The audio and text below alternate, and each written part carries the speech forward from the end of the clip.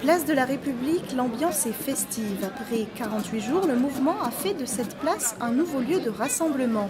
Au-delà du mouvement contestataire Nuit debout, ce sont des centaines de personnes qui ont trouvé là un moyen de défendre leur cause et de se faire entendre. Donc on essaie de motiver les gens pour leur dire vous existez, vous êtes là, c'est vous qui travaillez, c'est vous qui payez les impôts, c'est vous qui consommez, c'est vous qui décidez ce qui se passe. Mais ce système nous pèse tellement, il est lourd, tellement il est fort, tellement il dure depuis longtemps, qu'on se sent embourbé dedans.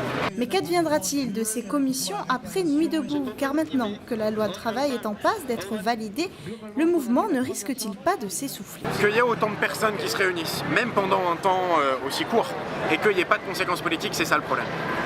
Personnellement, je ne pense pas en effet qu'à Nuit debout aura de conséquences pratiques, mais je m'en fous, c'est pas pour ça que je suis là. Je suis là pour que les gens se rappellent que la démocratie c'est un travail et que eux, après la Nuit debout, ils créent leur association, ils créent leur parti et que là, ils fassent leurs propres conséquences pratiques.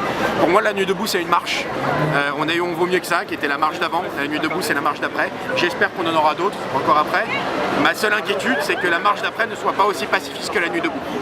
Une accentuation de la violence qui inquiète aussi les syndicats des forces de l'ordre. Le syndicat Alliance a d'ailleurs annoncé qu'il manifesterait demain, place de la République, quelques heures avant que débutent les premiers rassemblements de Nuit debout.